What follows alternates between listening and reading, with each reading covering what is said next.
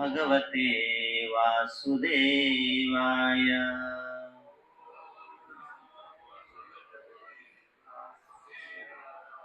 ओम नमो भगवते वासुदेवाय।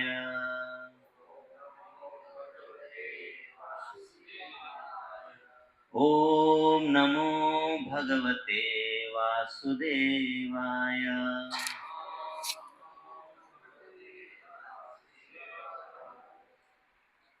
हरे कृष्ण।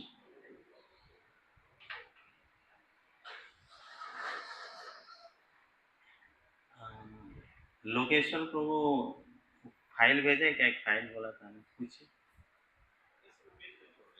मिला ऑफिशियल में? ओके। प्रभु जी ने एक फाइल भेजा होगा, पीडीएफ है, पृथु महाराज की प्रार्थना। तो मैं आप सबों से विनती करता हूँ, उस फाइल को खोलिए अपने मोबाइल में।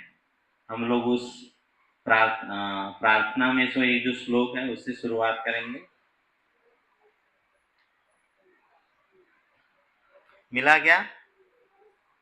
मिल गया? उसमें जो लास्ट श्लोक है उससे हम लोग चालू करेंगे।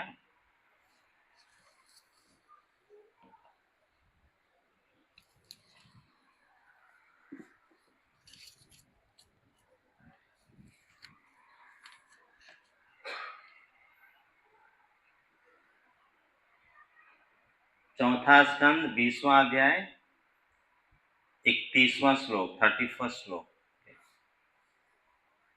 त्वन्माययाधा जन ईश खंडितो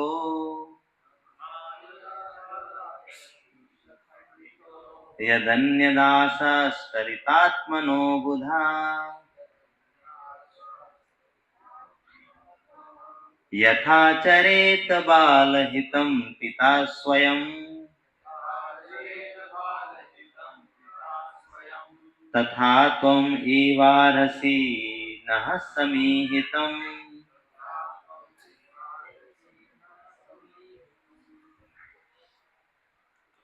इस श्लोक का मीनिंग क्या है? ये पृथु महाराज जो प्रार्थना करते हैं, ये इसमें लास्ट श्लोक है। तो इसमें बोलना चाहते हैं पृथु महाराज, इस जगत के अज्ञानी जीवात्मा अपने वास्तविक स्वरूप को भूलकर हमेशा भौतिक सुख की कामना करते हैं। जो जीवात्मा है इस जगत में, वो क्या करते हैं? हमेशा भौतिक सुख की कामना करते हैं। उसके बाद पृथु महाराज बोलते हैं, इसलिए हे भगवान विष्णु, जो भी मेरे लिए अच्छा हो मुझे प्रदान करे, जैसे कि एक पिता अपने पुत्र के लिए जो भी हितकारी है उसे प्रदान करते हैं बिना मांगे। तो एक पिता अपने पुत्र की इच्छाओं का हमेशा ख्याल रखता है और बिना मांगे ही उसको उसके कपड़े मिल जाते हैं, उसके खाने का सामान मिल जाता है, उसको सब कुछ मिल जाता है। तो पृथु महाराज इसी तरह बोलते हैं कि जो भी मेरे लिए हितकारी है वो मुझे कृपया आप प्रदान करें। मतलब वो बोल रहे हैं कि मैं मूर्ख हूं, मुझे नहीं समझ में आ रहा है क्या अच्छा है क्या बुरा है, तो मैं आपसे प्रार्थना करता हूं जो भी मेरे लिए अच्छा है वो मुझे प्रदान करें। तो ये सबसे अंतिम प्रार्थना है पृथु महाराज की। ओम अज्ञानतिमिरन्धस्य ज्ञानाञ्जनशलाकया चक्षुरुन्मीलितं येन तस्मै श्रीगुरुवे नमः।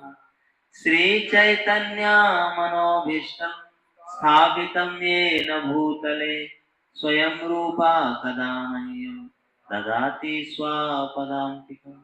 वन्देऽहं श्रीगुरु श्रीयुतापदकमलं श्रीगुरून् वैष्णवांश्च श्रीरूपां साग्रजातां सहगना रघुनाथान्वितं तं सजीवं साद्वैतं सावधूतं परिजनासहितं कृष्णचैतन्यदेवं श्री राधा कृष्ण पादान् सहगना ललिता श्री विशाखान्वितांश्च हे कृष्ण करुणा सिंधु दीनबंधु जगतपते गोपेश गोपिका कांता राधा कांता नमोस्तुते तप्त कांचना गौरांगी राधे वृंदावनेश्वरी वृषभानुसुते देवी प्रणमामि हरिप्रिये वाञ्छाकल्पतरुभ्यश्च कृपा सिन्धुभ्येव च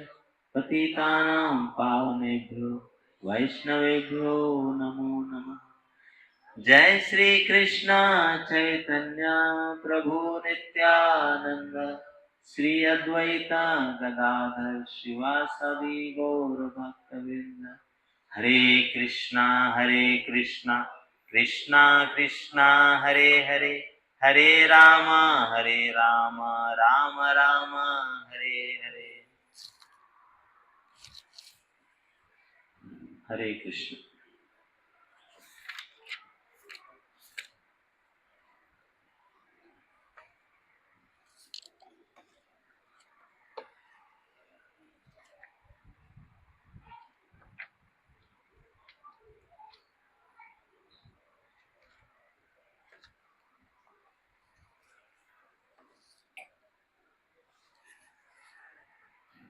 तो आज के सत्संग में हम लोग पृथु महाराज उनके प्रार्थना को समझने की कोशिश करेंगे।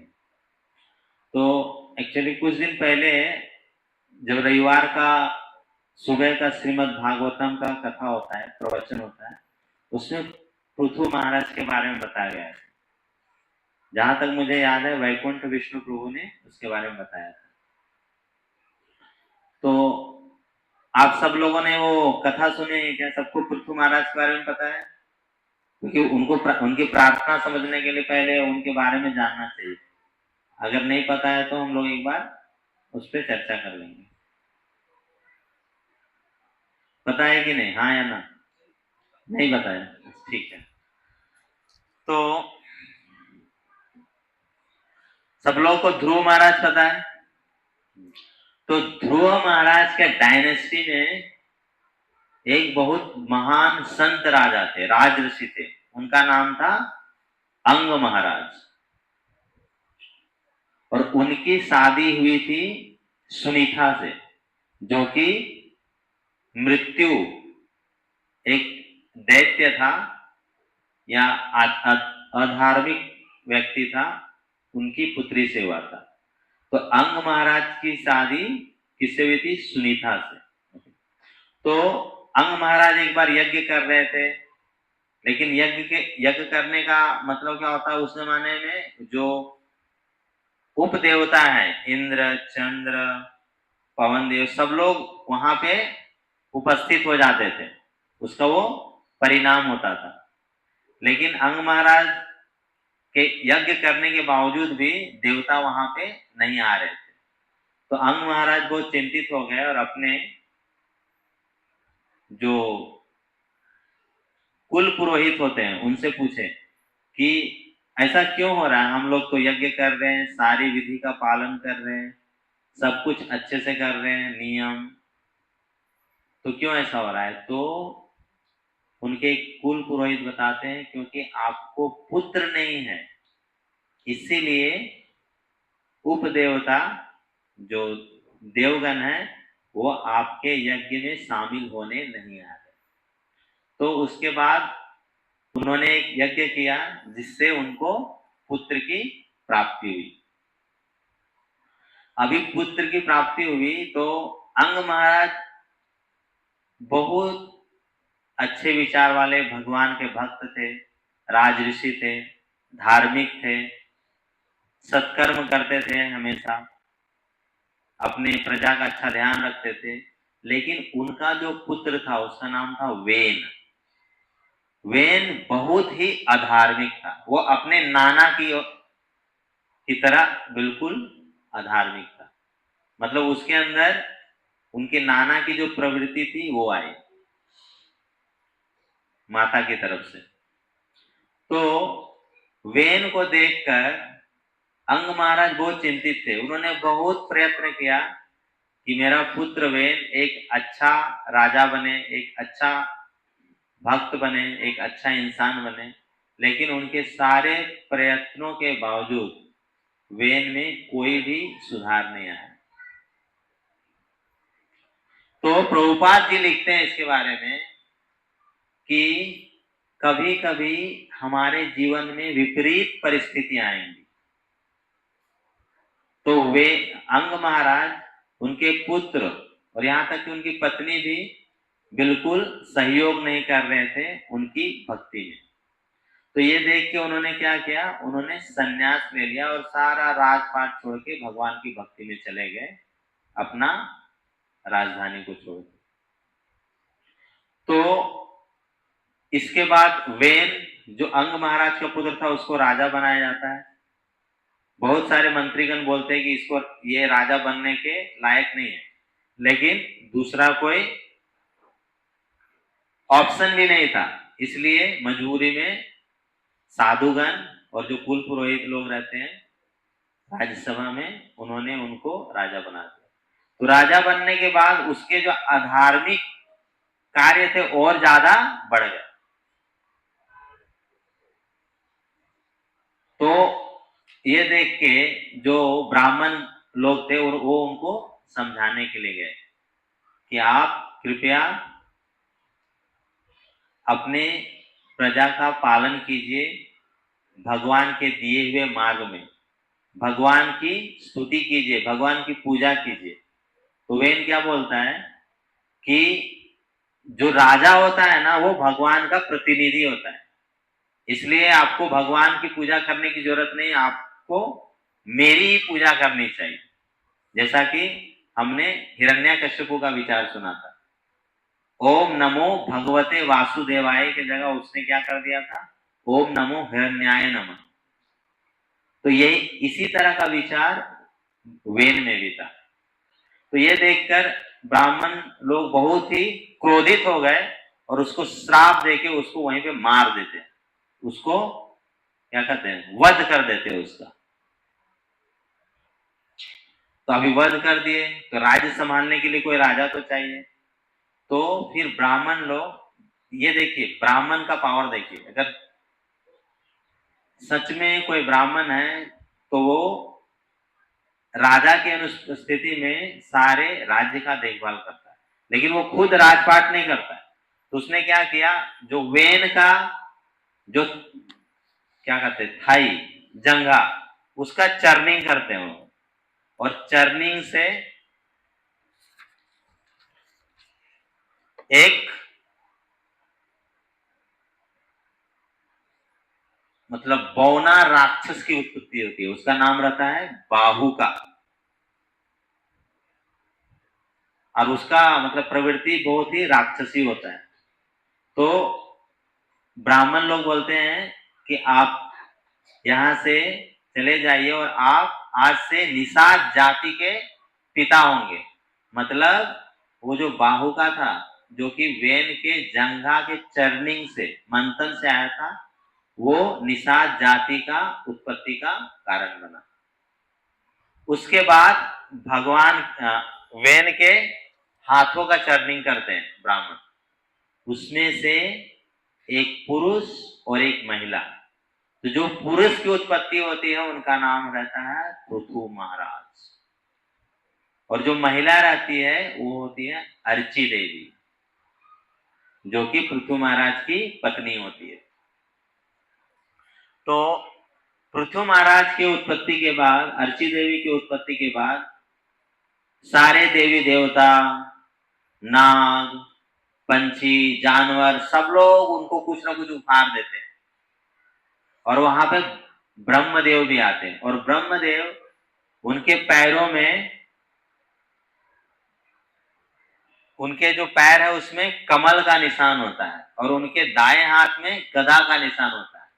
ये देखकर वो समझ जाते हैं कि पृथु महाराज भगवान के सत्यावेश अवतार है। मतलब कोई साधारण पुरुष नहीं थे पृथु महाराज, वो भगवान के सत्यावेश अवतार थे। अब ये सत्यावेश अवतार क्या होता है, तो अलग अलग तरह के अवतार होते हैं, ठीक है ना, भगवान के।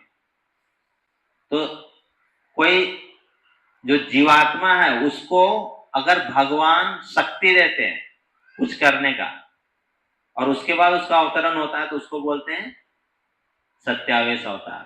तो पृथु महाराज एक जीवात्मा ही थे, लेकिन भगवान की शक्ति उसमें प्रदान की गई थी। कौन सी शक्ति? पालन शक्ति। मतलब एक राज का जो राजा होता है किस तरह से अपने प्रजा का ध्यान रखना चाहिए। प्रजा मतलब सब कोई आ गया उसमें, पुरुष आ गए, महिला आ गए, बच्चे आ गए, बूढ़े आ गए, जानवर आ गए, पंछी आ गए, पेड़ आए, पौधे आए, सब कुछ। प्रजा मतलब सबका ध्यान रखना रहता है। तो भगवान विष्णु ने पृथु महाराज को पालन शक्ति देकर इस धरती में भेजा था, इसलिए उनको सत्यावेश अवतार बोलते हैं। तो इसमें प्रभुपाद जी बताते हैं कि बहुत सारे लोग क्या करते हैं, आजकल एक प्रचलन है कि अरे ये तो भगवान विष्णु का अवतार है। तो कभी भी शास्त्रों के अनुसार सत्यापित किए बिना हमें किसी को भगवान नहीं मानना। मतलब भगवान अवतरित तो हो सकते हैं, इसमें कोई शंका नहीं है, लेकिन उसको भगवान मानने से पहले शास्त्र के अनुसार हमको उसको सत्यापित करना पड़ेगा। शास्त्र में बहुत सारे जो भगवान के अवतरण है उनके बारे में लिखा गया है, तो बराबर उसी समय पे आ रहे हैं क्या, उनके माता पिता वही है क्या, उनके अंदर वो सारे चिन्ह है क्या जो एक भगवान के अंदर होता है। उसके बाद हमको किसी को भगवान बोलना चाहिए। उसके बाद पृथु महाराज का राज्याभिषेक होता है। सारे ब्राह्मण मिलके, देवी देवता मिलके उनका राज्याभिषेक करते हैं। तो राज्याभिषेक के बाद क्या होता है, पहले के जमाने में पता नहीं, जो थोड़े बड़े होंगे उनको आइडिया होगा, गांव में जो थोड़े राजा लोग रहते, जैसे शिवाजी महाराज का क्या होता था, वो उनका कुछ कार्य रहता था उसका गुणगान करते थे। कुछ लोग का ये काम ही रहता था, गुणगान करते थे राजाओं का, बड़े बड़े लोगों का। तो उसी तरह से उनको इंग्लिश में ऐसा लिखा गया प्रोफेशनल रिसाइटर्स। तो वो पृथु महाराज का गुणगान करते हैं। तो इस तरह से पृथु महाराज एक राजा बन जाते हैं। उसके बाद वहां पे देखते हैं कि वहां की प्रजा उनको बोलते हैं कि हमारे पास खाने पीने के लिए कुछ है ही नहीं, भूमि देवी हमको कुछ दे ही नहीं रही है। तो उसके बाद पृथु महाराज भूमि देवी को आह्वान करते हैं। तो भूमि देवी आती नहीं है, वो डर जाती है और वो गाय का रूप लेके भागती है। तो पृथु महाराज भी उनके पीछे पीछे भागते हैं। तो लेकिन अंततः भूमि देवी रुक जाती है और पृथु महाराज को बोलती है कि मैं आपसे प्रार्थना करती हूँ, मैं एक मतलब क्या बोलते हैं उसको, मैं आपके ऊपर आश्रित हो रही हूँ। तो किसी भी कोई अगर शरण लेता है तो उसका आप हत्या नहीं कर सकते। तो आपको मुझे शरण देना चाहिए और आप मेरी बात सुनिए। तो उसके बाद भूमि देवी बोलती है कि इससे पहले जो राजा था वो बहुत ही क्रूर था, बहुत ही अधार्मिक था, बहुत ही पापी था। इसलिए मैंने जो यहाँ पे धन धान्य और जो क्या कहते बीज होते थे उसको छुपा लिया था, और यहाँ की जो संपत्ति थी उसको छुपा ली थी, क्योंकि वो अधार्मिक कार्यों के लिए मेरा उपयोग कर रहा था। लेकिन अब आप आ गए, आप धार्मिक हैं, मैं आपके शरण में आई हूं, तो मैं एक गाय के रूप में हूं, आपको जो चाहिए मुझसे ले लीजिए। उसके बाद भूमि देवी गाय के रूप में सब कुछ प्रदान कर देती है। इसके बाद मेन एपिसोड आता है। पृथु महाराज सोचते हैं कि मुझे अश्वमेध यज्ञ करना है। जैसे महाभारत में और रामायण में भी देखा होगा कि रामचंद्र जी अश्वमेध यज्ञ करते हैं। तो पृथु महाराज एक नहीं, दो नहीं, पूरे 100 अश्वमेध यज्ञ करने का प्रण लेते हैं और इच्छा व्यक्त करते हैं। तो उस तरह से उनका पहला अश्वमेध होता है, दूसरा होता है, तीसरा होता है, उसी तरह से 90 होता है, फिर 92 होता है, फिर इसी तरह से 99 यज्ञ उनका कंप्लीट हो जाता है। तो जब वो 100वां यज्ञ करने लगते हैं तो इंद्रदेव आते हैं और उनके अश्व को चोरी कर लेते हैं। तो फिर जो पुरोहित लोग रहते हैं वो उनका पुत्र का नाम है विजिताश्व। पृथु महाराज के पुत्र का नाम है विजिताश्व। उनको बोलते हैं कि जाइए घोड़े को ढूंढ के लाइए। तो इंद्र क्या करता था, बचने के लिए अलग अलग पाखंडी साधु का रूप ले रहे थे। क्योंकि साधु का रूप लेने से क्या होता है, कभी भी क्षत्रिय उस पर आक्रमण नहीं करते। वो सोच के वो जब भी यज्ञ करते थे तो घोड़े को चुराते थे और पाखंडी साधु का रूप ले लेते थे। तो प्रभुपाद जी बोलते हैं कि अलग अलग जो अधार्मिक साधु आप देखते हैं इस जगत में, वो इंद्र का अलग अलग पाखंडी रूप जो इस समय लिया गया था वही रूप है उनका। तो इस तरह से जब भी वो यज्ञ करना चाहते थे अपना 100वां यज्ञ, तो इंद्र आके घोड़ा चुरा लेता था। ये चल रहा था। तो फाइनली पृथु महाराज बोलते हैं कि मैं अब खुद उठता हूं और इंद्र का वध कर देता हूं। तो जो ब्राह्मण लोग रहते हैं, पुरोहित लोग रहते हैं, वो बोलते हैं कि आप यजमान हैं, आप यज्ञ से नहीं उठ सकते।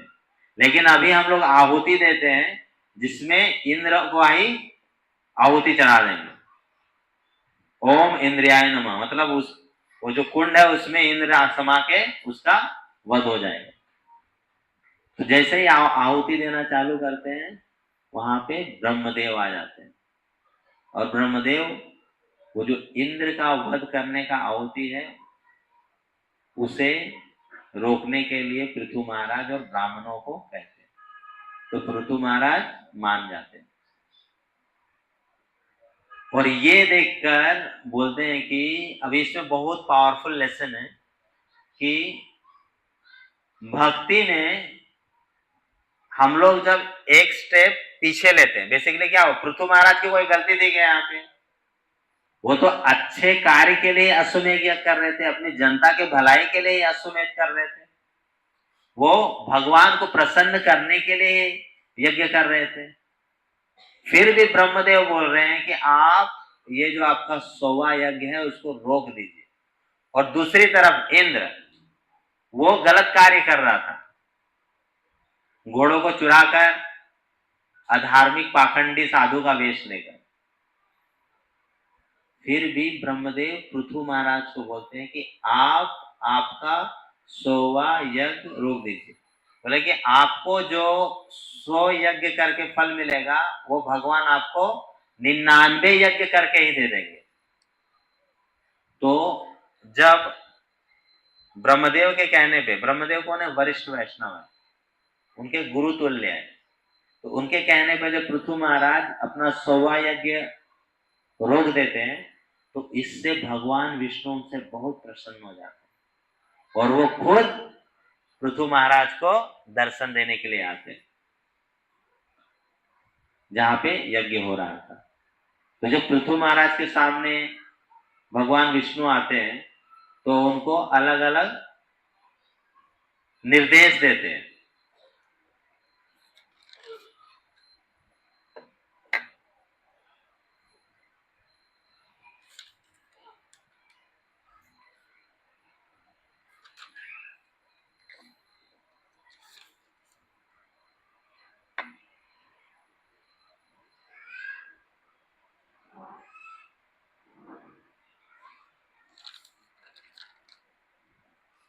अलग अलग जो निर्देश देते हैं उसमें बोलते हैं आप सभी जीवों के साथ समानता का व्यवहार रखिए, पहला निर्देश।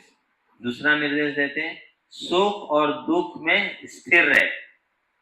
ऐसा नहीं कि सुख मिला तो बहुत ही ज्यादा खुश हो गए और भगवान की भक्ति छोड़ दी, और दुख हुआ तो पूरा मोरोज हो गया और भगवान की भक्ति छोड़ दी।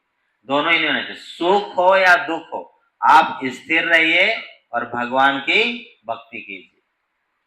मतलब हमारा जो भी कार्य है वो सुख हो या दुख हो उसके कारण रुकना नहीं चाहिए। ये भगवान विष्णु दूसरा निर्देश देते हैं। तीसरा क्या बोलते हैं? अपने मन और इंद्रियों को नियंत्रित रखें।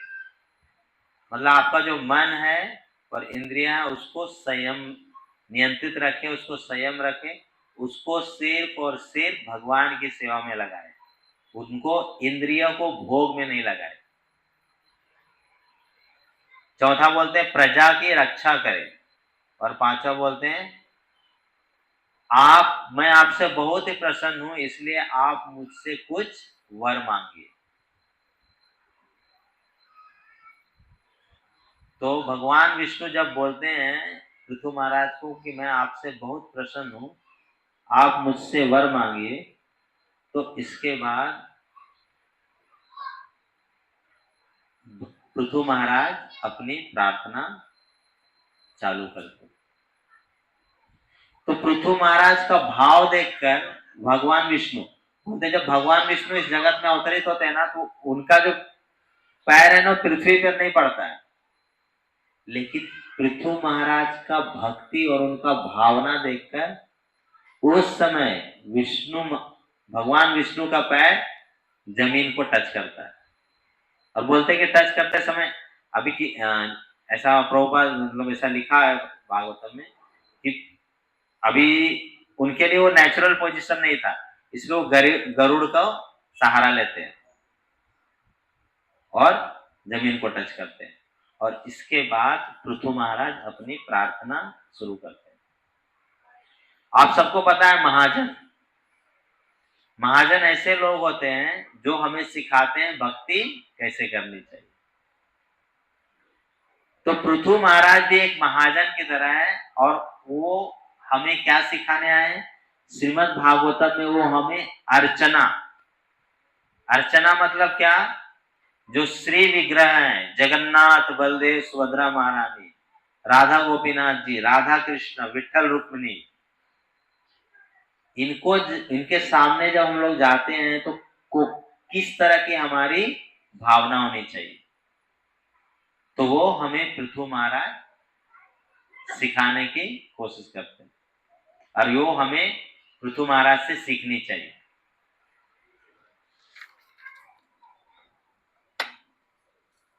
तो अभी आप सब लोग वो जो पीडीएफ है एक भेजा है ऑफिशियल ग्रुप में, उसको खोलिए। हम लोग श्लोक का उच्चारण भी करेंगे साथ साथ।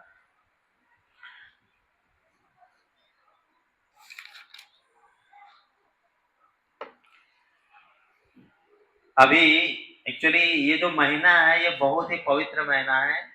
इसको कौन सा महीना बोलते हैं? अधिक मास।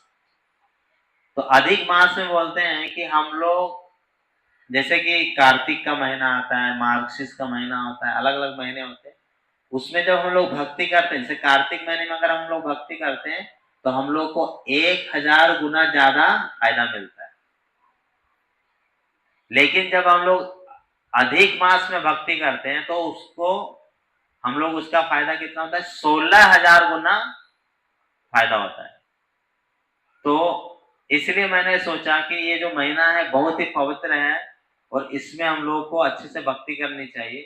तो जो प्रार्थना होती है, जैसे प्रहलाद महाराज की प्रार्थना है, ध्रुव महाराज की प्रार्थना है, कुंती महारानी की प्रार्थना है, वो क्या होता है पूरे स्टोरी में जो सबसे मेन इंपॉर्टेंट चीज रहता है वो प्रार्थना रहता है।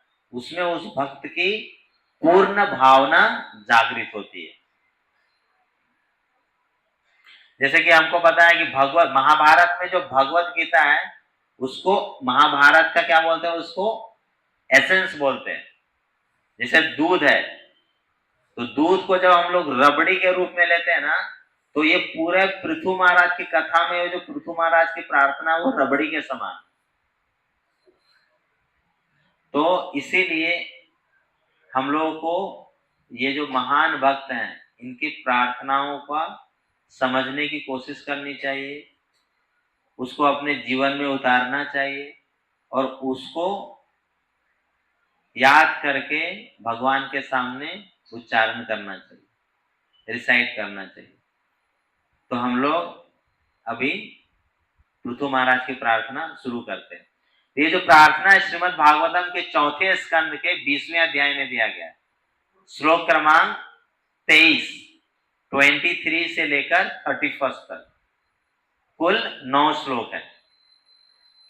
उसमें जो पहला श्लोक है उसको हम लोग अभी उच्चारण करेंगे। तो आप एक लाइन मैं बोलूंगा, एक लाइन आप लोग बोलिएगा, ठीक है ना। पृथुरुवाच वरान् विभोत्वत् वरदेश्वरात् बुधा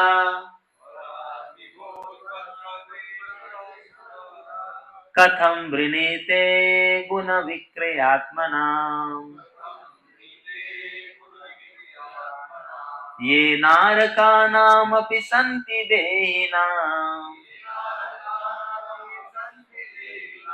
तानि स कैवल्यपते वृणेन च।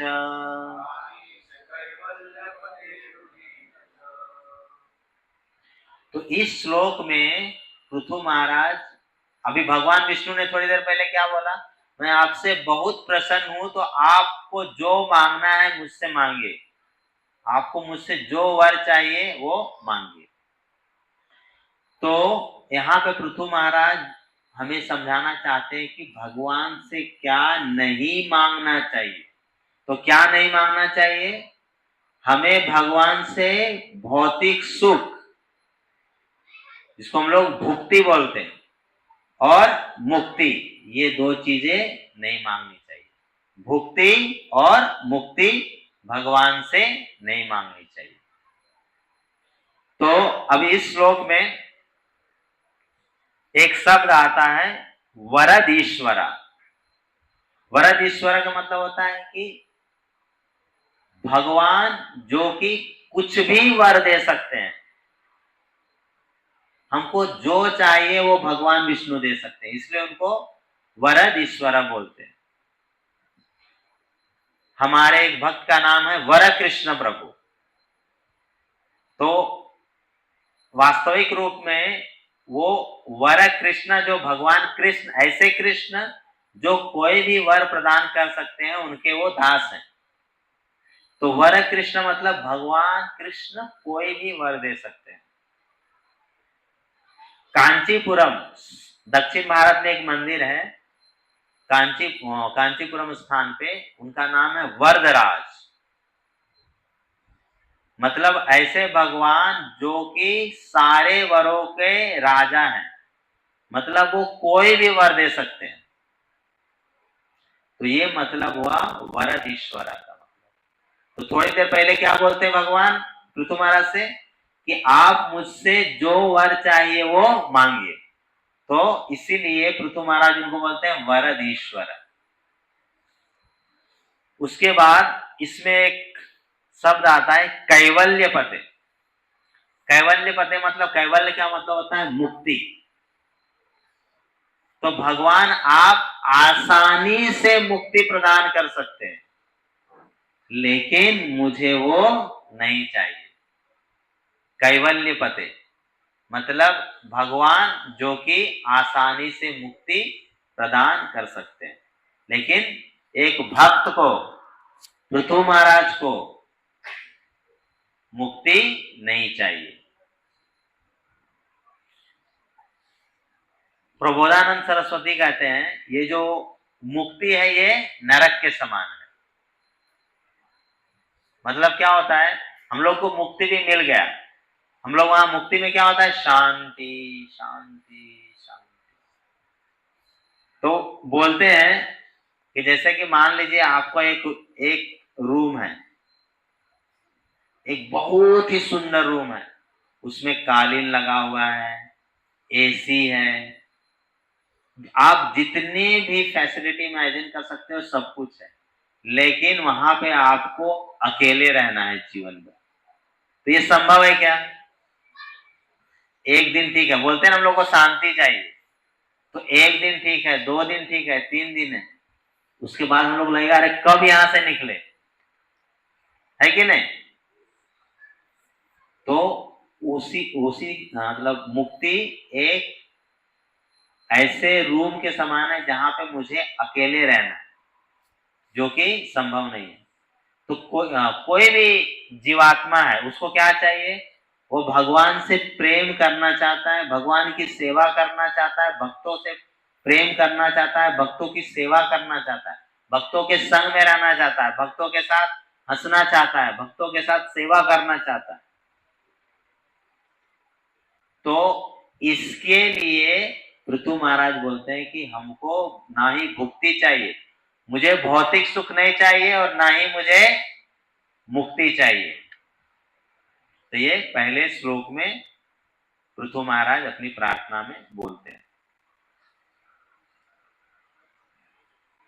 अब यहाँ पे लिखा है नारका नाम, तो फिर से वही चीज बोलना चाहते हैं, ये जो मुक्ति और भुक्ति है, ये एक नरक के समान है, जो कि किसी को भी अवेलेबल है। मतलब आप नरक में जाएंगे तो भी आपको भुक्ति और मुक्ति आपके लिए अवेलेबल है। तो ऐसी चीज को क्यों मांगना है जो कि सबके लिए अवेलेबल है, जो कभी भी मिल सकता है? हमको ऐसी चीजें मांगनी चाहिए जो कि बहुमूल्य है। तो इसके लिए वो अगला श्लोक बोलते हैं, 24वां श्लोक। न कामयेनाथ तदप्यहम क्वचिन न यत्र युष्मात् चरणाम्बुजस्वः महत्तमान्तर्हृदयान्मुखच्युतो विदित्स्वकर्णायुतमे समेवरा।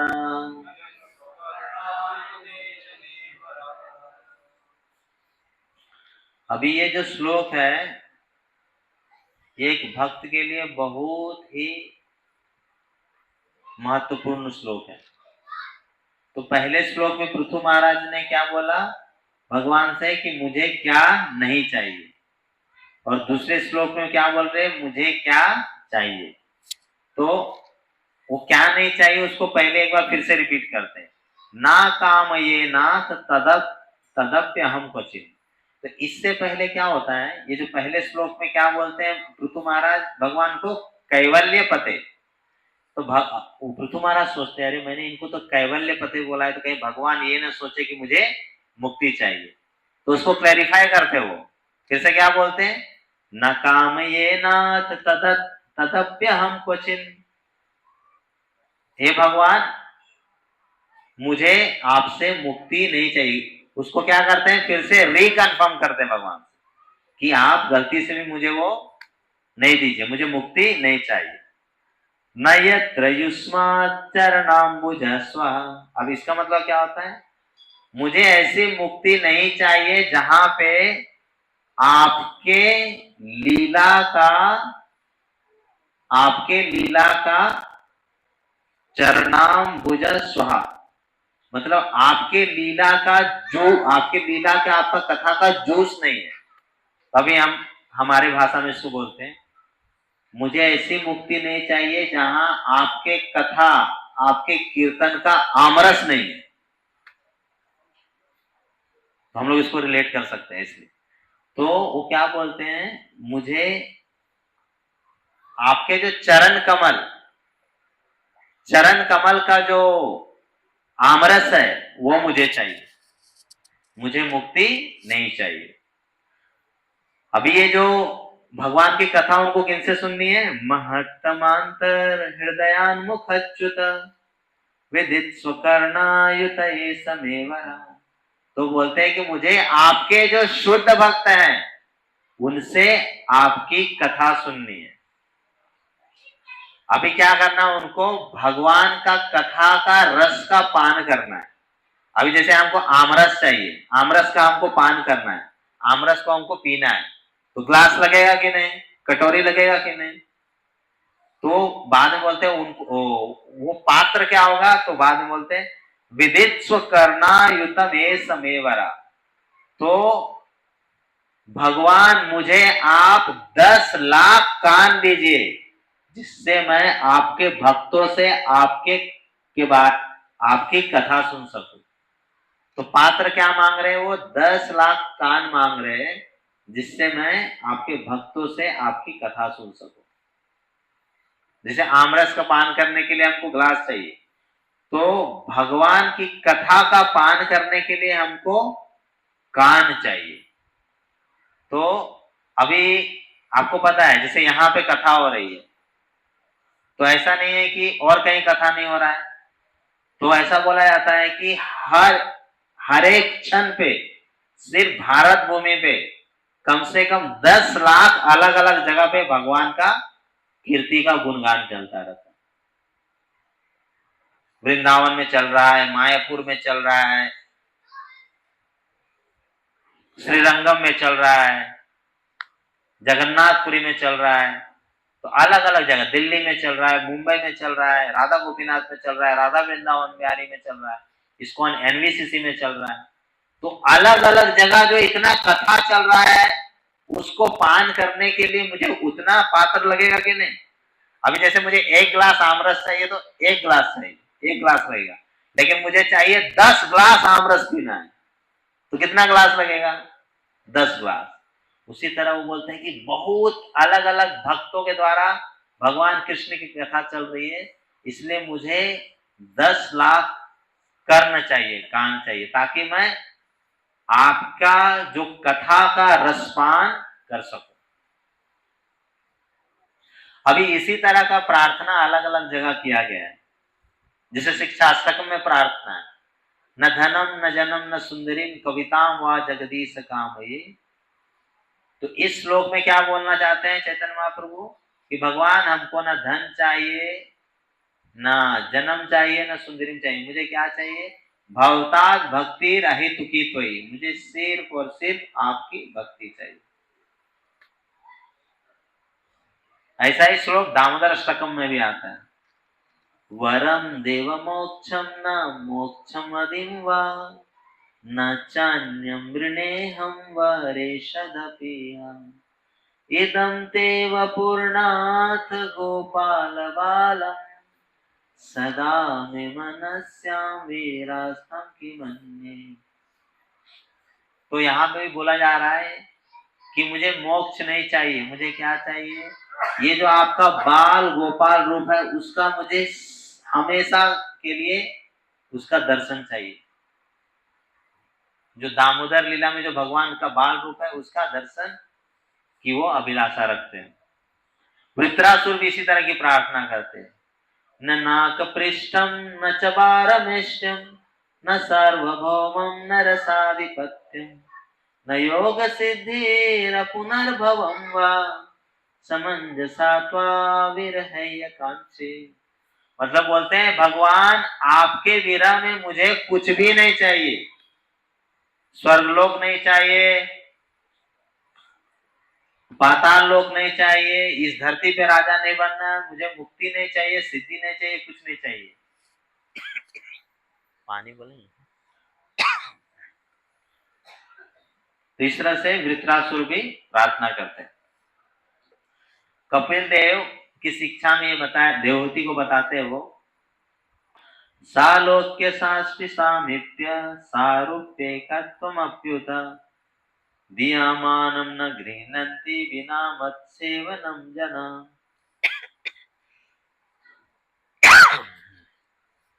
तो भगवान कपिल बताते हैं, यहाँ पे 5 तरह की मुक्ति के बारे में बताया गया। सालोक्य मतलब भगवान के लोक में उनके साथ रहना। दूसरा साष्टी मतलब भगवान के तरह ऐश्वर्य का प्राप्त करना। सामीप्य मतलब भगवान के समीप रहना। सारूप्य मतलब भगवान की तरह रूप मिलना। और एकत्व मतलब मुक्ति। तो भगवान कपिल देव बताते कि ये जो 5 तरह की मुक्ति है, मुझे नहीं चाहिए अगर आपके चरण कमल की सेवा मुझे नहीं मिल रही। मतलब क्या बोलना चाह रहे वो भगवान कपिल देव देवहूति माता को कि अगर आपका आपको और आपके भक्तों का सेवा मुझे नहीं मिल रहा है, तो आपके लोक में भी नहीं जाना है, वैकुंठ में भी मुझे नहीं जाना है। तो इससे हमें समझना चाहिए कि भगवान के संग से ज्यादा महत्वपूर्ण क्या है? भगवान की सेवा। संग मिला और सेवा नहीं मिला तो भक्त उसको नकार देते हैं।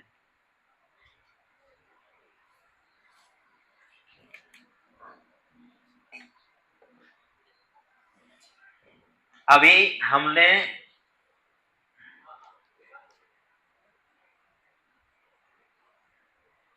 इस तरह के बहुत सारे श्रीमद् भागवतम में श्लोक हैं जो कि बताते हैं कि हमको भगवान की सेवा के बिना कुछ भी नहीं चाहिए।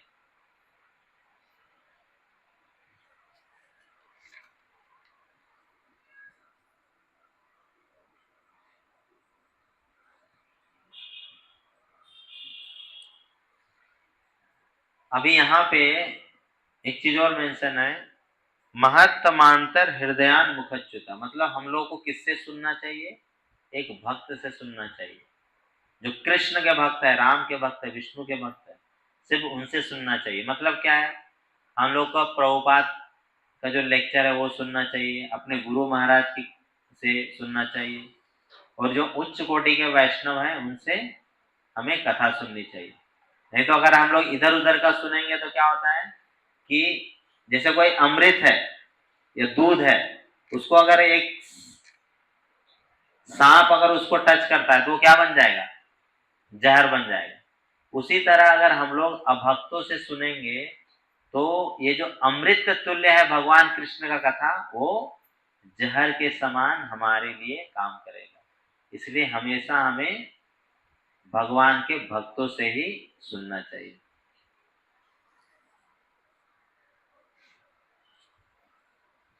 अभी एक चीज और है, अभी यहाँ पे ये जो कर्ण की मतलब कान की महिमा बताई गई है, तो हमें भगवान ने दो कान दिए हैं। तो वो बहुत सारे भक्त बोलते हैं कि हमें दिया गया है एक मुंह, लेकिन कान कितने दिए हैं? दो। मतलब इसका मतलब क्या होता है, हमको बोलना है कम और सुनना है ज्यादा। ये इसीलिए भगवान हमको दो कान दिए हैं और एक मुख दिए। मतलब श्रवण बोलते हैं ना, श्रवणम कीर्तनम विष्णु, तो पहला नंबर किसका आता है? श्रवण का आता है। कीर्तन का नंबर क्या है? दूसरा। मतलब हम लोग कीर्तन किससे करते हैं? अपने मुख से करते हैं, और अपने कर्म से क्या करते हैं? श्रवण करते हैं। तो हमें श्रवण ज्यादा करना है, इसका ये मतलब निकलता है। और ये जो हमारा कान है, ये जो हमारे पंच इंद्रियां हैं, उसमें सबसे जो पावरफुल है वो क्या है? हमारा कान ही है। अगर हम लोग सो जाते तो हमारा आंख काम नहीं करेगा, हमारा नाक काम नहीं करेगा, हमारा जिह्वा काम नहीं करेगा, लेकिन आपका कान उस समय भी सक्रिय रहता है कि नहीं? हम लोग अलार्म क्यों लगाते हैं? क्योंकि हमारा कान सक्रिय रहता है, हमको पता है हम लोग सुन के उठ जाएंगे, लेकिन बाकी के इंद्रियां हमारे उस समय निष्क्रिय रहते हैं।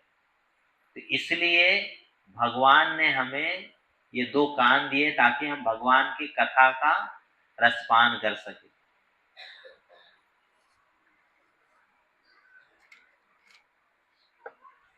इसके बाद 25वें श्लोक में पृथु महाराज बोलते हैं, स उत्तम श्लोक मखान मुखच्युत, स उत्तम श्लोक महान मुखच्युतो भवत्पदाम्भोज सुधा कनालिला स्मृतिर्पुनः स्मृति स्मृतिर्पुनः विस्मृत तत्त्ववर्त्मना उपयोगिनां नो वितरत्यलम्बरे।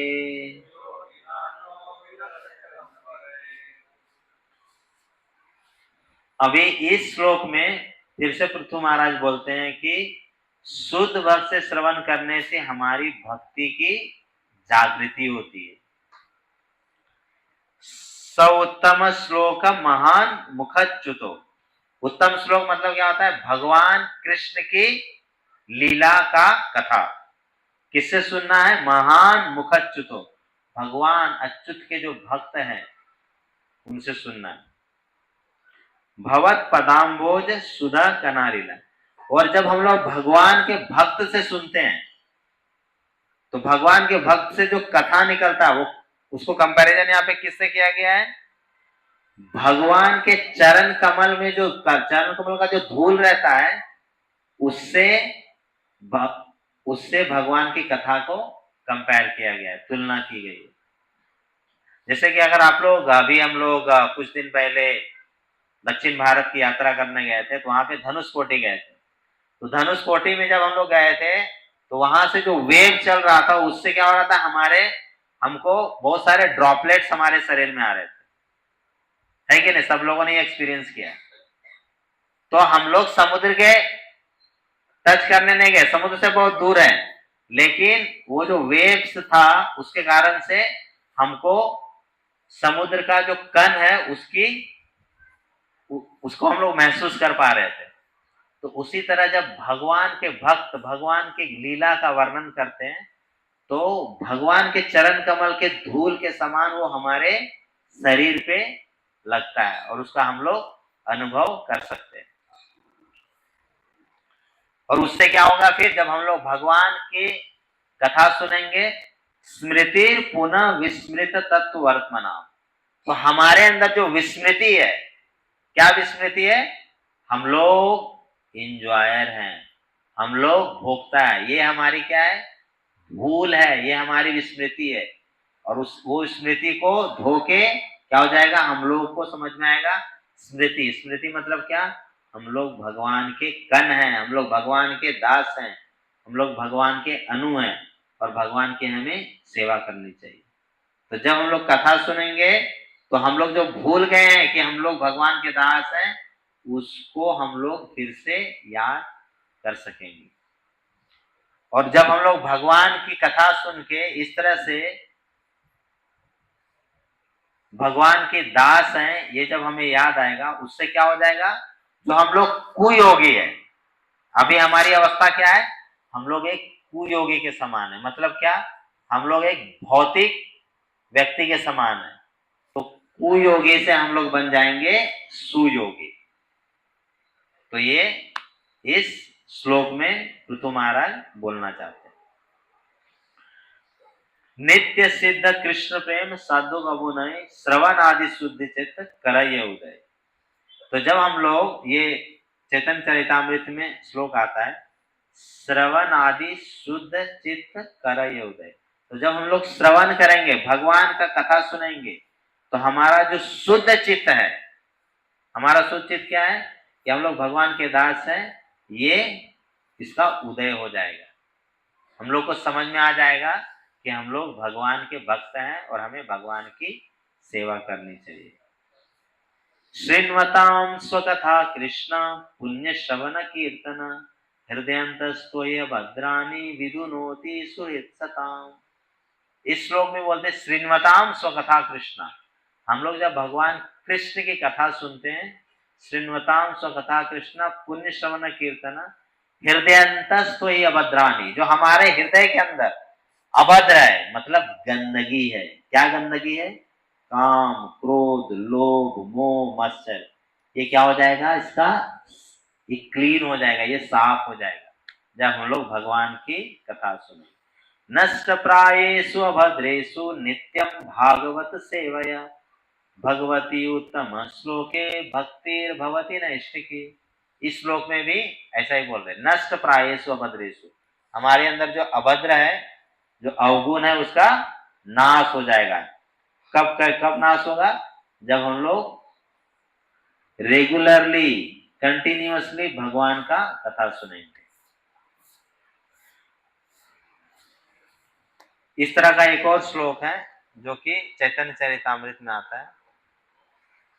कृष्णेर चरित्र रूप गुण अनुक्षण शुद्ध भक्तेर मुखे होए सुमधुर श्रवण, ये मुखे से ध्वनि कर्ण पथे पसे चित्तमल दूर करी हृदय विकासे।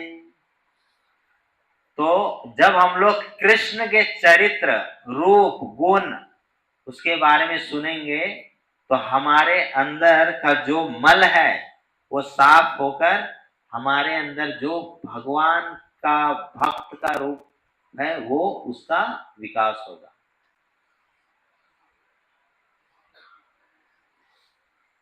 इस तरह के बहुत सारे श्लोक है जिसमें हम लोग इस तरह की व्याख्या सुनते हैं।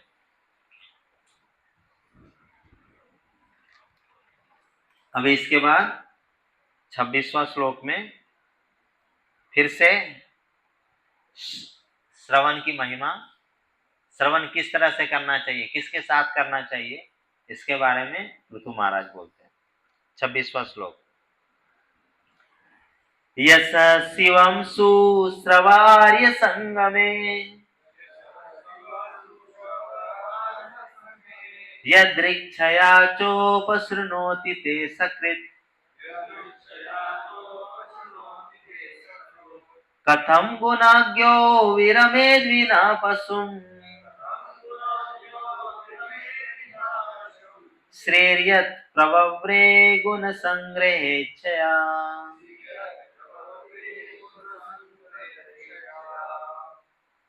अब इस श्लोक में क्या बोलना चाहते हैं पृथु महाराज?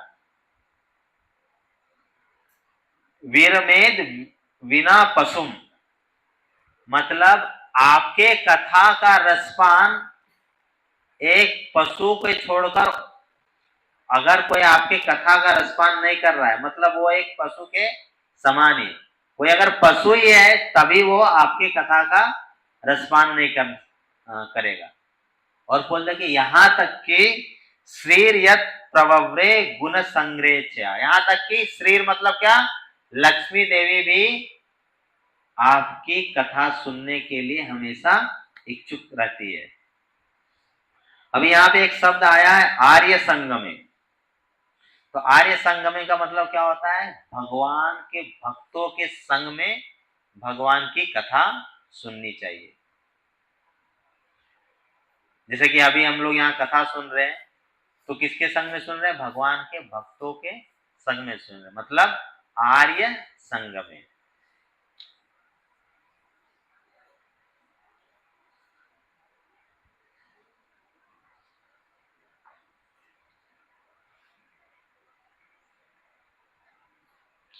तो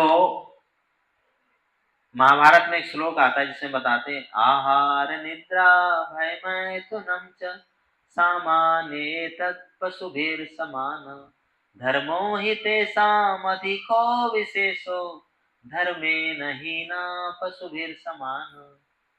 तो ये आहार निद्रा भय मैथुन ये किसके गुण है? ये पशु के समान ही है सब। मतलब ये एक मनुष्य भी करता है, एक पशु भी करता है। लेकिन हमको पशु से अगर अलग बनना है, अगर हम लोग पशु से अलग है तो क्या करेंगे? धर्मो ही तेषाम अधिको विशेषो। तो ये जो हम लोग धर्म का पालन करते हैं, भगवान का भक्त बनने की कोशिश करते हैं, इसी से हम लोग पशु से अपने आप को अलग करते हैं। निवृत्त तर से रूपगीय माना भवो सदा क्षोत्र मनोभिरामा कौत्तम श्लोक गुणानुवादा पुमान विरजेत बिना पशुघ्ना। तो परीक्षित महाराज सुखदेव गोस्वामी से बोलते हैं कि अगर कोई पशु है तभी वो आपके कृष्ण कथा को सुनने से इनकार करेगा बिना पशुघ्ना।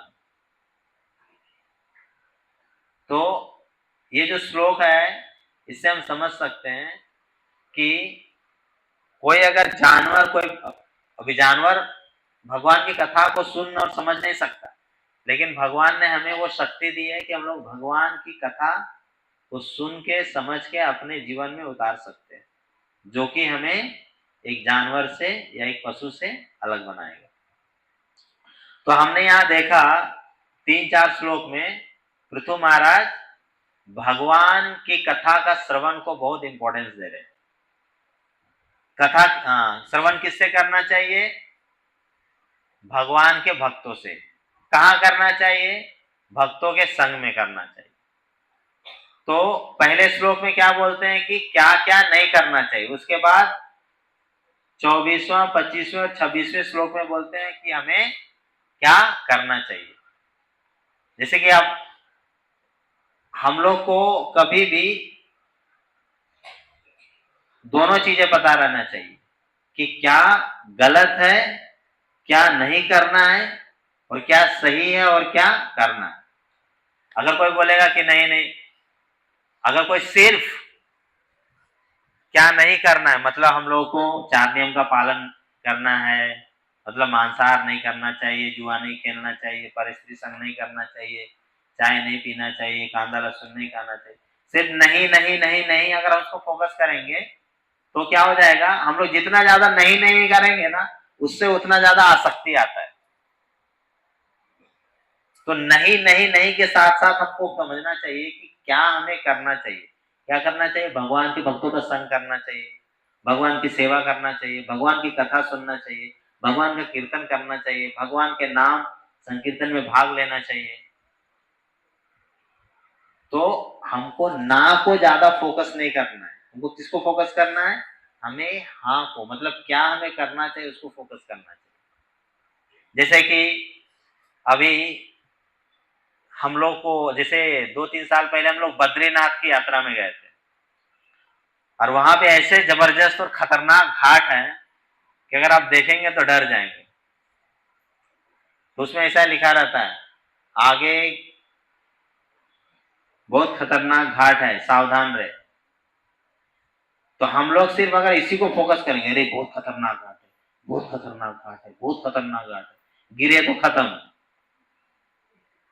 तो अगर ज्यादा ऐसा हम लोग नेगेटिव चीजों को सोचेंगे तो क्या होगा, उस वो हमारे अंदर इतना ज्यादा, वो क्या कहते हैं, उसमें हम लोग इतने ज्यादा आविष्ट हो जाएंगे कि वो चीज हमसे हो जाएगी। हमको क्या सोचना है कि अरे खतरनाक घाट तो है, मतलब बोलते हैं ना कि आगे जेब्रा क्रॉसिंग है, आगे कर्व है, ऐसा अलग अलग सिग्नल, ये क्या कहते हैं, वार्निंग्स रहता है। तो हम लोग को वार्निंग को देख के सावधान होना चाहिए, लेकिन हमको साथ ही साथ ड्राइव करके आगे भी बढ़ना है, ताकि हम लोग भगवान बद्रीनाथ का दर्शन कर सकें। मतलब भौतिक जगत से डर तो रहना चाहिए, लेकिन साथ ही साथ आध्यात्मिक जगत से आसक्ति भी बढ़ानी चाहिए। एक पिक्चर का गाना था, उसमें ऐसा बोलते हैं, नाना करते प्यार तुम्ही से कर बैठे, करना था इनकार तुम्ही से इकरार कर बैठे। तो उसमें वो बोलना चाहते हैं कि मैं ना ना ना ना, मैं आपसे प्यार नहीं करना चाहती, नहीं करना चाहती, नहीं करना, फिर भी कर बैठे। तो इसी तरह अगर हम लोग सोचेंगे अरे कांदा नहीं खाना है, लहसुन नहीं खाना है, चाय नहीं पीना है, नहीं नहीं नहीं नहीं, तो ऐसा लगेगा अरे यार ये तो बहुत मूल्यवान चीज है, चाय पीना चाहिए, कांदा खाना चाहिए। इसलिए ज्यादा ना पे फोकस नहीं करना है, ज्यादा हम लोग को क्या पॉजिटिव चीजों पे फोकस करना है। इसके बाद 27वां श्लोक है।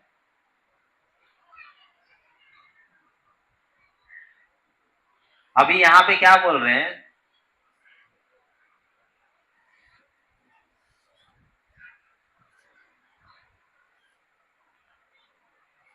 पृथु महाराज प्रार्थना करते करते बोल रहे हैं कि जिस तरह से लक्ष्मी देवी आपका श्रवण करती है, उस तरह से मैं भी आपके कथा का श्रवण करना चाहता हूँ। तो भगवान को समझ में आता है कि पृथु महाराज का कुछ तो एक एजेंडा है। वो क्या एजेंडा है, वो अगले श्लोक में वो बोलते हैं। अथा भजे त्वाखिल पुरुषोत्तमम् गुणालयं पद्मकरेव लालसा आप्य आवयोरेकपतिस्त्रिदोकली नास्याकृत्वच्चरणे कतानयो।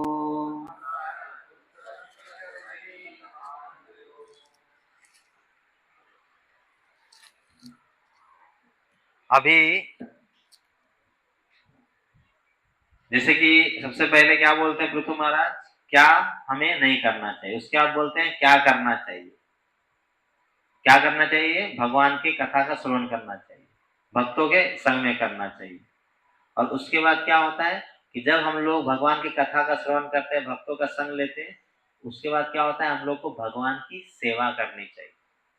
तो इस श्लोक में वो पृथु महाराज ये बताते हैं, अथा भजे त्वखिल पुरुषोत्तम। अथा भजे, भजे मतलब मैं आपका भजन कर रहा हूं, आपका कथा सुन रहा हूं। तो उससे हमें क्या चाहिए? गुणालयम पद्म करेव लालसा। गुणालयम मतलब भगवान विष्णु गुणों के महासागर है। गुणालयम का ये मतलब होता है। पद्म करेव लालसा, तो भगवान विष्णु जिनके अनगिनत गुण है, उनके चरण कमल का मैं सेवा करना चाहता हूं। पद्म करेव लालसा, आपके चरण कमल की सेवा करने की मेरी लालसा है। अप्य आवयोरेक पति स्त्रिदो कली। लेकिन लेकिन लेकिन अभी यहां पे एक प्रॉब्लम आ जाएगा। अभी भगवान के चरण कमल का सेवा करने का अधिकार किसको दिया गया है? माता लक्ष्मी को दिया गया है। वो हमेशा वैकुंठ में भगवान के चरण कमल की सेवा करते हैं। तो अभी एक पति है और उसके दो पत्नी है, और दोनों को एक ही सेवा चाहिए, तो क्या हो जाएगा? कंपटीशन हो जाएगा, प्रतियोगिता हो जाएगा, और उससे फिर क्या होगा? लड़ाई होगा। तो पृथु महाराज यहां पे बोल रहे हैं, भगवान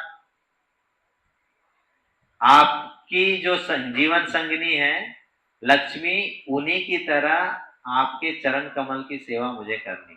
लेकिन इसमें आ जाएगा एक प्रॉब्लम, ये अभी सेवा एक है और करने वाले हैं दो, तो प्रतियोगिता होगी। ना स्यात् कृत्वच्चरणे कथानयो।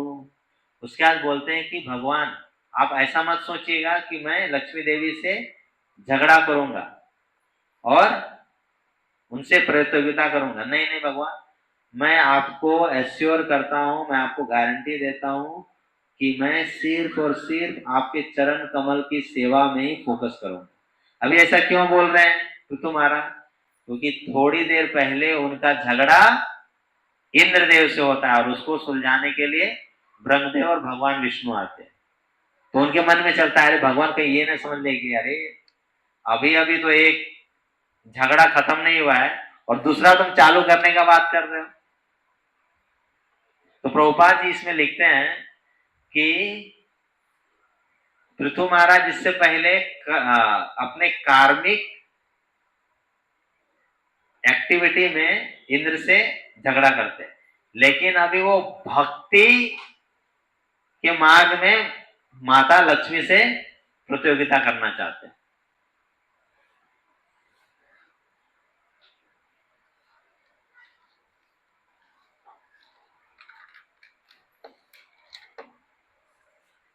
अभी इसके बाद 28वें श्लोक में वो क्लैरिफाई करते हैं कि भगवान मैं आप माता लक्ष्मी की तरह आपके चरण कमल की सेवा करना तो चाहता हूं, लेकिन इसमें एक प्रॉब्लम आएगा कि माता लक्ष्मी मुझसे हो जाएंगी क्रोधित, और उसका समाधान कौन करेगा? उसके बारे में अगला श्लोक में बोलते हैं। जगत जनन्याम जगदीश वैशसम स्यादेव यत्कर्मणि न समीहितम् करोसि फाल्गु अप्यौरुदीन वत्सला स एव धिष्णेभिरक्तस्य किं तया। तो सबसे पहले क्या करते हो, अभी माता लक्ष्मी को वो गुणगान करते हैं। जगत जननीश माता लक्ष्मी का वो गुणगान करते हैं।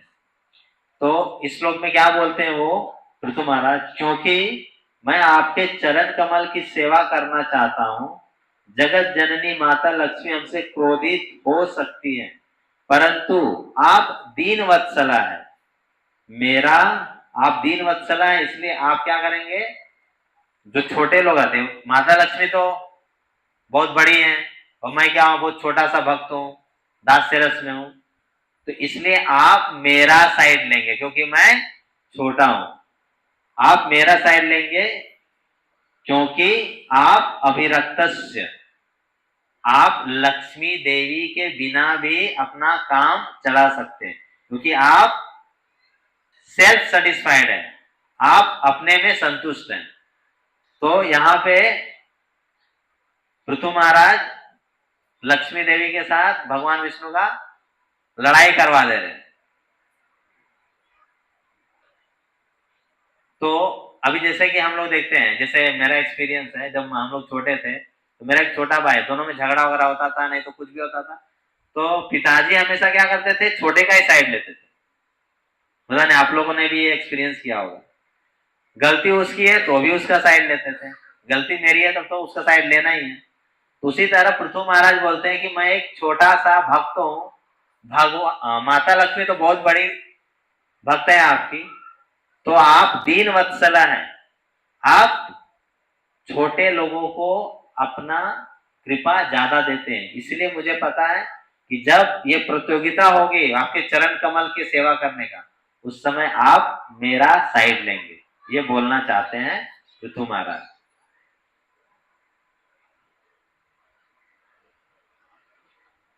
जगज्जनन्यां जगदीश वैससं स्यादेव यत्कर्मणि न समीहितम् करोसि फाल्गेऽप्यौरुदीन वत्सला स एव धिष्णेभिरक्तस्य किं तया। अब इसके बाद बोलते हैं कि ये जो आपके चरण कमल की सेवा करने की जो इच्छा मेरी है, ये ऐसा नहीं कि मैं पहला ऐसा भक्त हूं जिसको आपके चरण कमल की सेवा करने की इच्छा हुई है। इससे पहले भी बहुत सारे भक्त आपके चरण कमल की सेवा करने को इच्छुक थे। तो ये अगले श्लोक में पृथु महाराज बताते हैं, भजन्त्यथा त्वाम अतएव साधवो, भजन्त्यथा त्वाम अतएव साधवो व्योदत् समाया गुण विभ्रमोदयम् भवत्पदानुस्मरणादृते सताम् निमित्तमन्यद् भगवान् न विद्महे।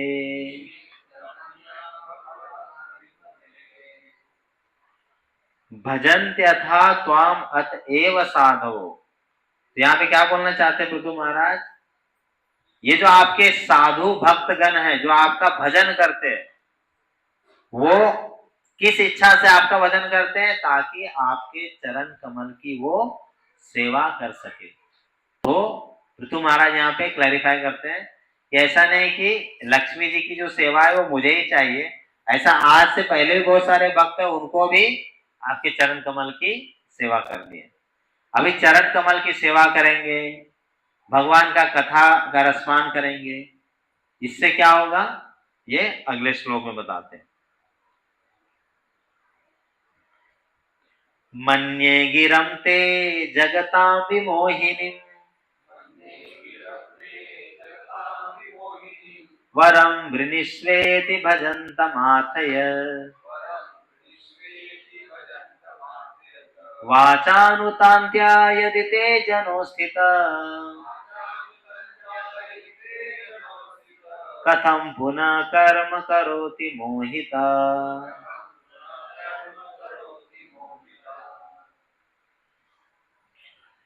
आप जो बोलते हैं कि वर मांगो, शुरुआत में क्या बोले थे भगवान विष्णु पृथु महाराज को कि मैं आपसे बहुत प्रसन्न हूं इसलिए आप मुझसे वर मांगिए, तो उसके बारे में क्लैरिफिकेशन दे रहे हैं। आप जो बोलते हैं वर मांगो, और आपका जो रचित वेद है उसमें कर्मियों को बहुत भ्रमित कर देती है। वेदों में जो भक्ति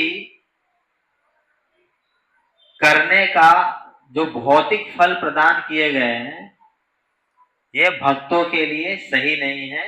ये पृथु महाराज यहाँ पे बता रहे हैं। पृथु महाराज यहाँ पे बोलना चाहते हैं कि आप जो मुझे बोल रहे हैं कि वर मांगो, लेकिन आप ये जो वर मांगने के लिए बोल रहे हैं, ये मेरे लिए सही नहीं है। कौन सा वर? भौतिक वर। मतलब भौतिक सुख का जो वर मांगने बोल रहे हैं वो मुझे नहीं चाहिए। क्यों? क्योंकि कोई भी भक्त जो आपकी भक्ति करता है, वो भौतिक सुख के लिए आपकी भक्ति नहीं करता है। वो सिर्फ और सिर्फ आपकी प्रसन्नता, आपकी सेवा के लिए आपकी भक्ति करता है। तो ये यहाँ पे पृथु महाराज बोल रहे हैं भगवान विष्णु को। अब इस तरह से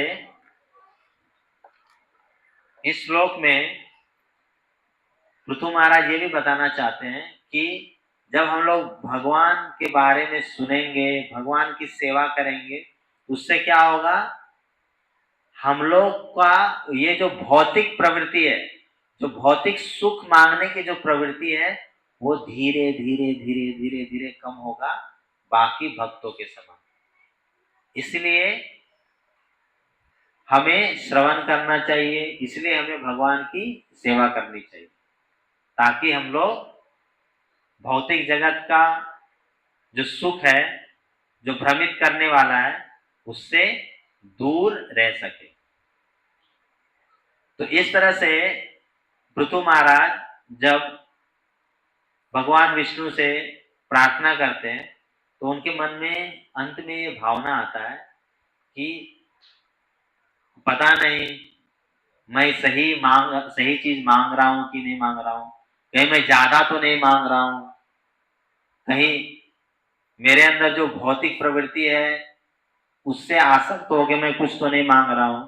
इसलिए वो अगला श्लोक बोलते हैं और उसमें बोलते हैं कि भगवान जो भी मेरे लिए अच्छा है वो मुझे आप दीजिए, जिसको हम लोग शुरुआत में रिसाइट किए थे, उसको फिर से एक बार रिसाइट करते हैं।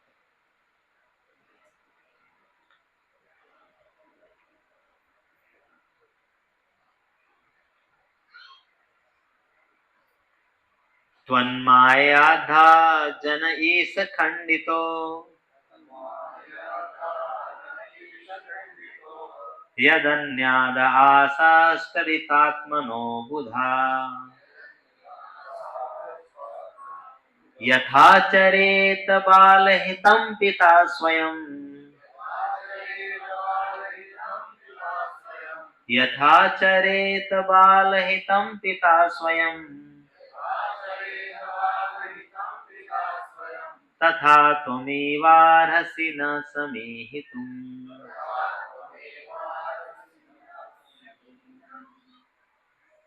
अभी इस श्लोक में पृथु महाराज कंक्लूड करते हैं। क्या बोलते हैं पृथु महाराज?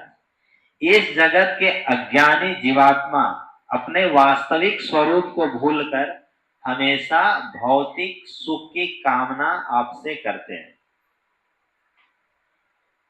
लेकिन भगवान जो भी मेरे लिए अच्छा हो वो मुझे प्रदान करे। जैसा एक पिता अपने पुत्र के लिए जो भी हितकारी होता है, जो भी लाभकारी उनके पुत्र के लिए होता है, उसे प्रदान करते हैं बिना मांगे। तो यहाँ पे ये जो श्लोक है उसमें एक लाइन है, बाल हितम पिता स्वयं। तीसरे लाइन में यथा चरेत बाल हितम पिता स्वयं। इसका मतलब क्या है कि भगवान मुझे समझ में नहीं आ रहा है आपसे क्या मांगना चाहिए। इससे पहले मैं कुछ बड़ी चीजें भी आपसे मांग लिया हूं, लेकिन मुझे क्षमा कीजिएगा। आपको जो अच्छा लगता है, जो मेरे लिए अच्छा है, वो आप मुझे दे दीजिए। जैसा एक पिता अपने पुत्र को जो भी उसके लिए अच्छा रहता है उसको प्रदान करता है। अभी जैसे जब हम लोग उप देवताओं की पूजा करते हैं, इंद्र की पूजा करते हैं, सूर्य देवता की पूजा करते हैं, तो बोलते हैं जब उनसे हम पूजा करते हैं ना, तो उनसे जो हम लोग कामना रखते हैं ना, वो हमें उनको देना ही पड़ता है। लेकिन जब हम लोग भगवान विष्णु की पूजा करते हैं, तो भगवान विष्णु देखते हैं कि अरे इसके लिए क्या अच्छा है और क्या बुरा है, और जो बुरा है वो हमारे लिए नहीं, हम लोग मांगेंगे तो भी वो चीज हमें नहीं देंगे। वो देखेंगे अरे इसके लिए तो ये बुरा है, ये भले ही मांग रहा है, लेकिन वो क्या देंगे हमें, जो हमारे लिए अच्छा है, जो हमारी भक्ति के लिए अच्छा है। तो जो उप देवता है ना, उसको एक दुकानदार की तरह है वो। अगर हम उनको कुछ पैसे देंगे, तो वो पैसे के बदले हम जो मांगे, जैसे एक बच्चा गया और वो बोलेगा कि मुझे दारू दे दो, तो वो क्या करेगा, दुकानदार को बोला मुझे पैसा मिल रहा है, ले ले दारू भाई, मुझे क्या मतलब। लेकिन भगवान विष्णु के पास जब हम लोग प्रार्थना करते, वो क्या होता है, हमारे पिता के समान। तो जब हम लोग श्रद्धा से उनसे कुछ मांगते हैं, तो वो देखते हैं कि अरे ये जो मांग रहा है ये इसके लिए अच्छा है कि नहीं। अगर अच्छा है तो हमें देंगे, और अच्छा नहीं है तो वो हमें नहीं देंगे। तो ये फायदा है भगवान विष्णु की भक्ति करने का, और नुकसान है उप देवताओं की पूजा करने का। वो हमारे लिए जो अच्छा नहीं वो भी हमें दे देंगे, लेकिन भगवान विष्णु देखेंगे अरे ये मेरा पुत्र है, ये भले ही कुछ गलत मांग रहा है, लेकिन इसके लिए जो अच्छा है वही मुझे देना है। चैतन्य चरितामृत में भी एक इसी तरह का श्लोक आता है, कृष्ण कहे हम भजे मांगे विषय सुख, अमृत छाड़ी विषय मांगे यही बड़ा मूर्ख, आमी विज्ञाई मूर्खेरा विषय केने दिबो, स्वचरणामृत दिए विषय भुलाइबो। तो यहाँ कृष्ण कहे, कृष्ण बोल रहे हैं कि आमा भजे, तो आप मेरी भक्ति करते हो और क्या मांग रहे हो, विषय सुख मांग रहे हो, और ये क्या है, एक विष के समान है।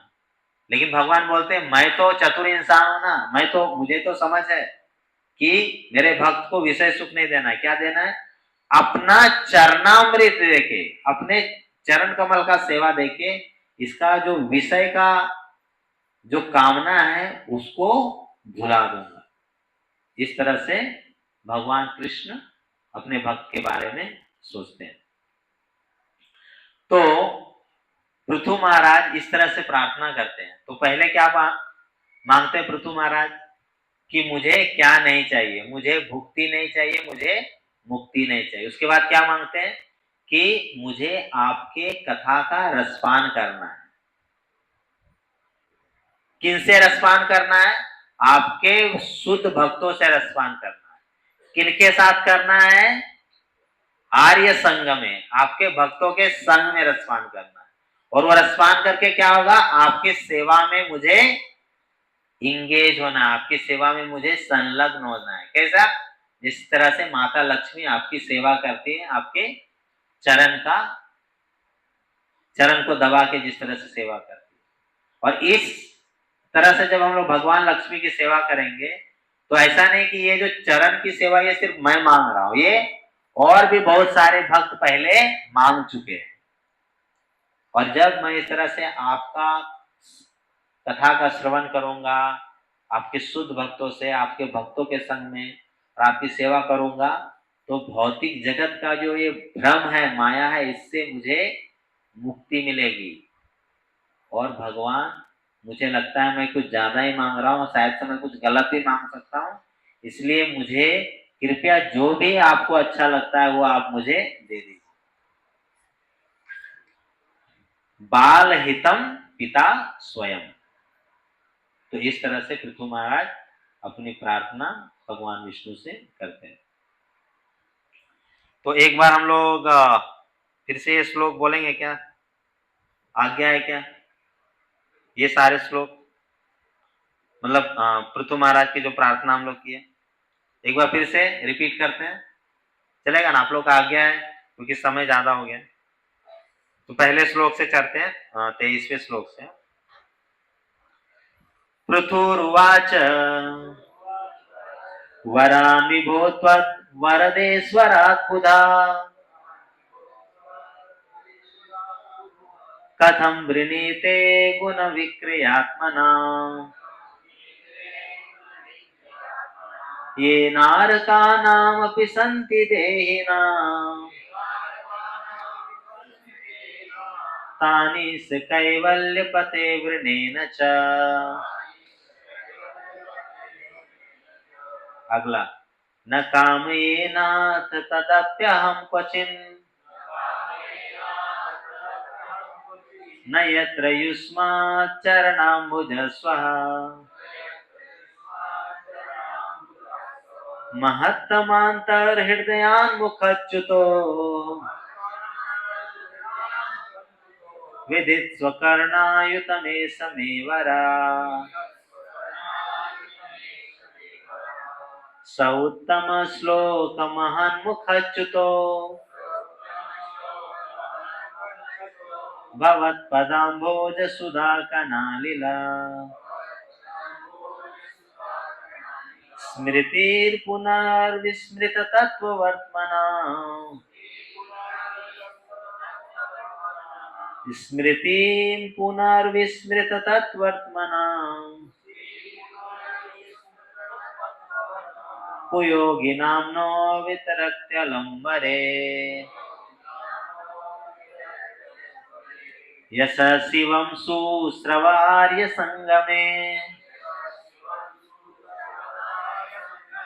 यदृच्छया चोपशृणोति ते सकृत् कथं गुणज्ञो विरमेद् विना पशुम् श्रीर्यत्प्रवव्रे गुणसङ्ग्रहेच्छया अथा भजे त्वाखिल पुरुषोत्तमा गुणालयं पद्मकरेवलालसा अप्य आवयोरेकपतिस्थितो कले न स्यात् कृत्वचरणे कथानयो जगज्जनन्यां जगदीश वैशसां स्यादेव यत्कर्मणि न समीहितम् करोषि फाल्गो अप्यौरुदीनवत्सला स एव धिष्णेभिरक्तस्य किं तया भजन्त्यथा त्वाम् अत एव साधवो व्यूढस्तमाया गुणविभ्रमोदयन्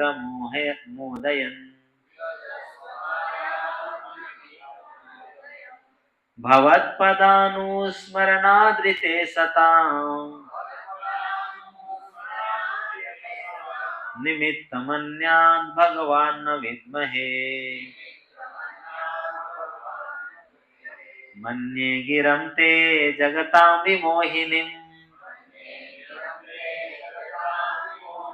वरं वृणीष्वेति भजन्तमाथय वाचानुतान्त्या यदि ते जनो स्थिता कथं पुनः कर्म करोति मोहिता तान् त्वन्मायाद्दा जन ईश खण्डितो यदन्यदासाश्चरितात्मनो बोधया यथा चरेत बालहितं पिता स्वयं तथा त्वमेवार्हसि न समीहितुम्।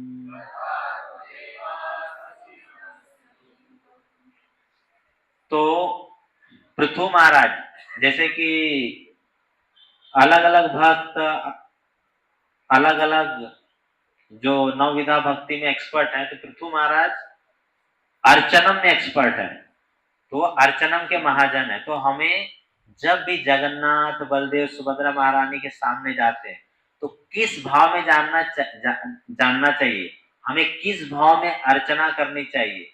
तो ये जो पृथु महाराज की प्रार्थना है वो हमें हमेशा याद रखना चाहिए कि पृथु महाराज को जो भाव है, जो उन्होंने अपने प्रार्थना के माध्यम से व्यक्त किया, उसी भाव में हमें अपने श्री विग्रह के पास जाना चाहिए और उनसे इसी भाव में प्रार्थना करना चाहिए।